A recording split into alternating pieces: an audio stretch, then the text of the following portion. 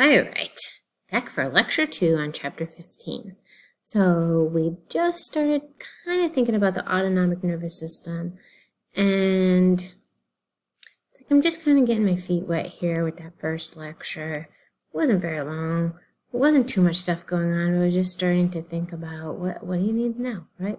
Well, I need to know how the autonomic nervous system works. Like, we have the input of just everything that's going on inside being monitored by the hypothalamus, and then, in order to maintain homeostasis, we would be generating the output, and we'd be working through the autonomic nervous system, which is the two divisions of the sympathetic and the parasympathetic. Now, we're going to start talking about those two divisions in great detail. But before we do that, we have a little bit of vocabulary that we have to work through here. So I'm back to this. Now, we have already said that the autonomic nervous system has two motor neurons. I'm just trying to find my pin. Here we go. So it's a two motor neuron chain. So when we say that, we always take like the one side. Let me get rid of that thing. If we have like the spinal cord, okay, I will have a neuron coming off of that, and then it's going to talk to a second one. And then this second one is the one that's going to talk to the effector.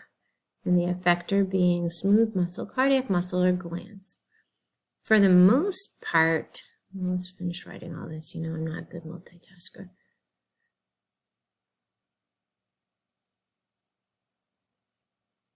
For the most part, both the sympathetic and the parasympathetic talk to the same effectors. There's a few differences, and I will point those out, but probably not till the next lecture. All right, so we have where these two neurons come together, right? Where the two neurons meet. That is called a ganglion. Ganglion, that's actually the letter A. So guy number 1 is the pre-ganglionic neuron. And guy number 2 is the post-ganglionic neuron.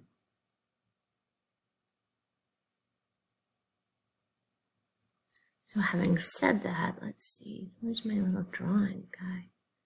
Let's go with you. Okay. So having said that, when we talk about, let me roll down a little bit, the sympathetic nervous system, so let's draw this again. So here's my spinal cord. So right now we're going to talk about the sympathetic nervous system. Sympathetic. So the sympathetic nervous system is your fight or flight. This is when you are freaking out, or even when you're exercising, but it activates that fight or flight. Your heart is racing, your respiratory rate is increasing, your pupils are dilated. Some of those are effects of the sympathetic nervous system. So now that I'm drawing this, I just don't want to mess it up. So on the sympathetic nervous system, we both have two neurons, and I'm drawing these differently on purpose. Sympathetic nervous system is, with the two neurons, has a very short pre-ganglionic neuron, and it has a longer post-ganglionic neuron. And so its synapse is closer to the spinal cord. So the synapse, the ganglia, is closer to spinal cord. The other thing that is interesting about the sympathetic nervous system is that his origins, where it comes off the spinal cord, is off of the thoracic region and the lumbar region. Thoracic region and the lumbar region So we say that the origin is thoracolumbar. Thoracolumbar origin. That's where these motor neurons start. And we'll see that. I'm not ready to talk about that part yet. So let's scroll down a little more so that we can do parasympathetic in a completely different color. Okay, so then for the parasympathetic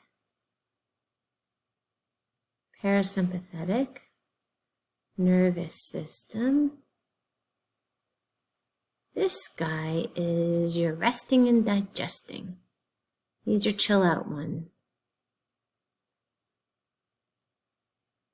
And when we talk about that, here's a spinal cord. Here's guy number 1. Here's guy number 2. And then my effector.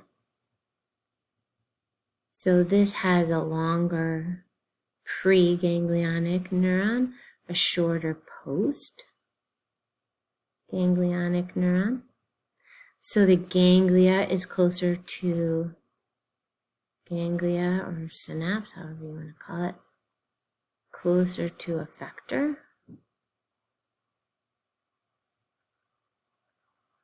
Okay, and my origin is actually coming off of the brainstem in the sacral region, so it's craniosacral origins. Because it's brainstem and sacrum. And I'm running out of room. All right, so we've talked about those two.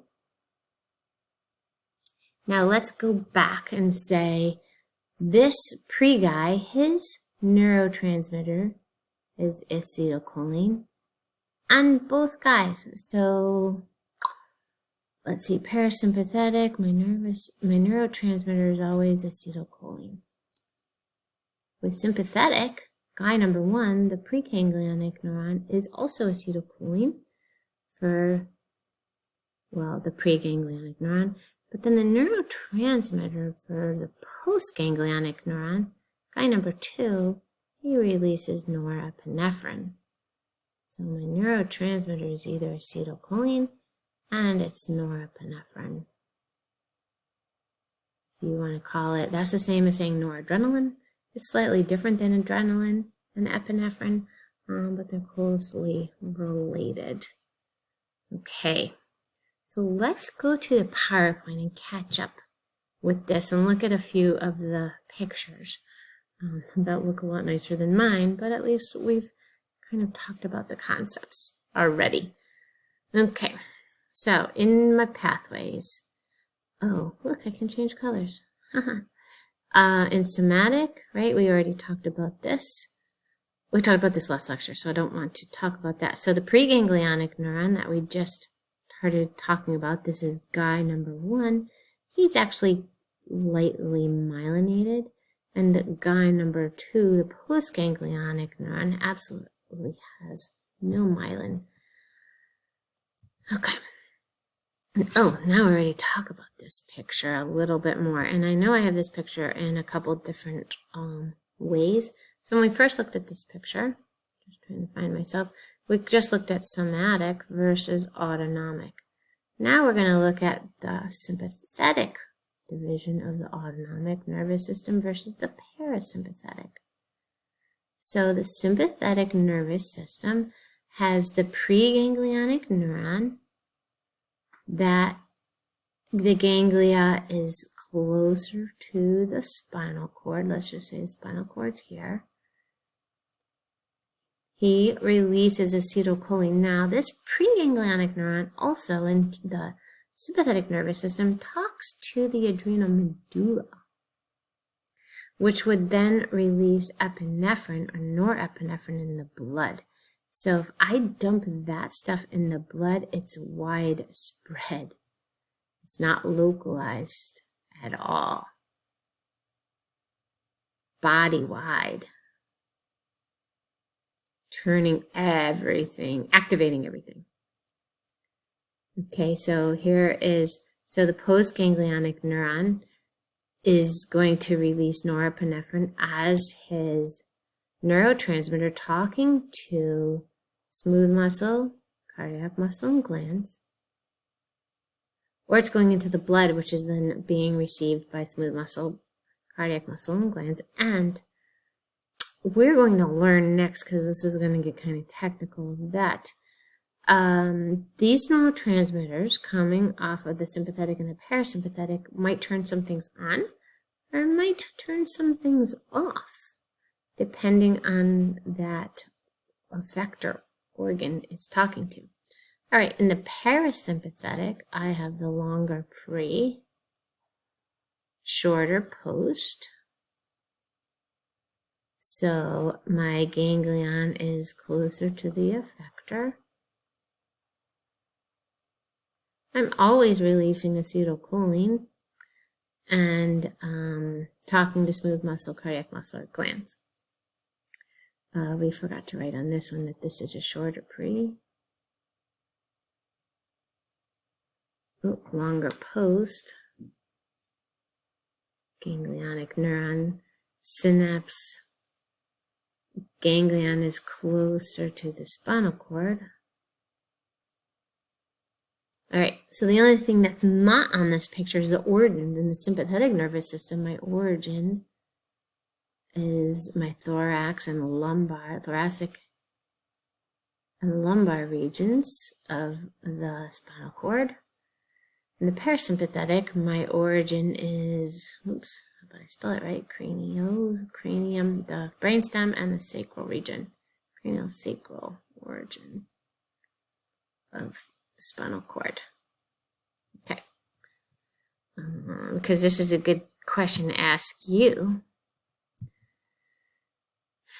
So I'm not ready to talk about this concept of biofeedback, but your book blows it off, but it's pretty cool, and it's actually a pretty decent branch in psychology. So let's, we're going to talk about that later, right?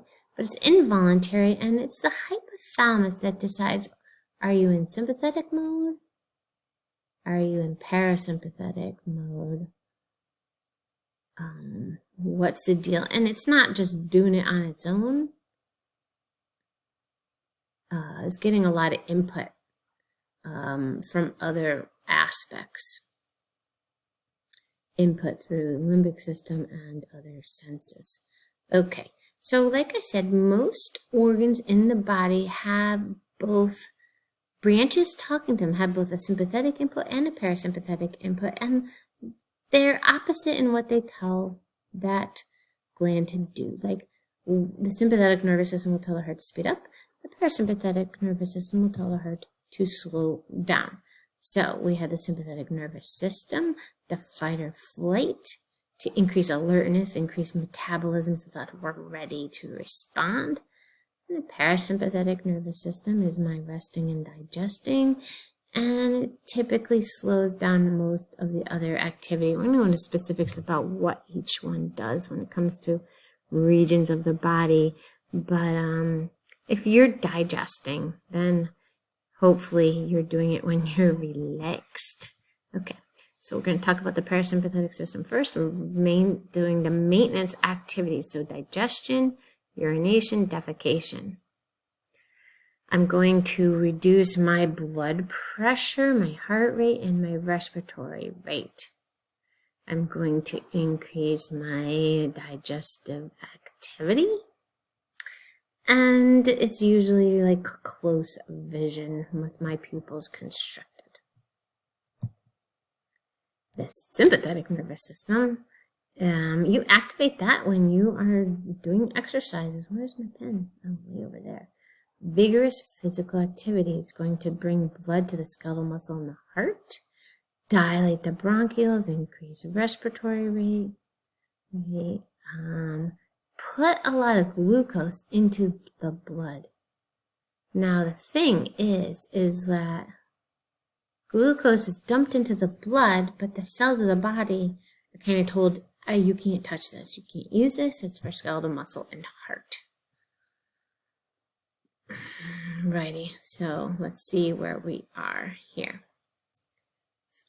It's like we take 2 steps forward, 1 step back with these slides because I keep adding more because I like what it said. All right, so for my autonomic nervous motor neurons, it's the 2 with the preganglionic one, and which is lightly myelinated, and the postganglionic, which is unmyelinated but talking to the effector. It's a little slower in the response. Okay, so here I have the sympathetic, and then the red guy is the parasympathetic. So I have the preganglionic neuron, which is myelinated. My ganglion is closer to the spinal cord, right? I'm releasing acetylcholine, and then my postganglionic neuron releases norepinephrine as it's talking to the effectors. In the parasympathetic, I have a longer pre, so it's synapsing closer to the effectors, effector organs. It's lightly myelinated, releases acetylcholine, and the postganglionic neuron, which is unmyelinated, also releases acetylcholine. All right. So let's get to this next diagram. Yeah, I know we already just said that. Okay. So here I have the sympathetic division. I just can never remember that blue is sympathetic. So sympathetic division, and you can see the origins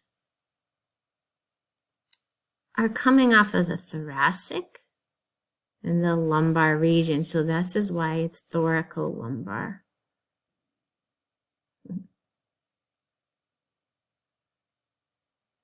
And it's going to be talking to the eye, all the glands, salivary glands, the heart, the bronchi, the lungs, the diaphragm, the liver, right? It talks to all of these organs. Sympathetic nervous system actually talks to a few more than the parasympathetic. So when I'm in the parasympathetic division, my origins are either coming off of my brainstem or off of the sacral region of the spinal cord, and that's why it is craniosacral.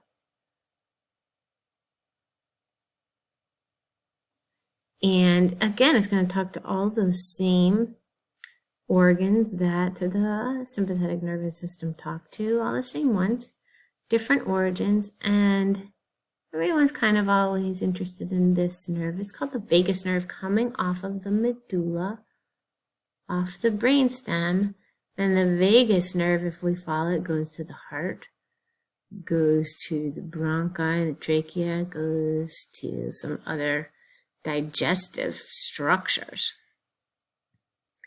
So that's a big one, vagus nerve output. Okay.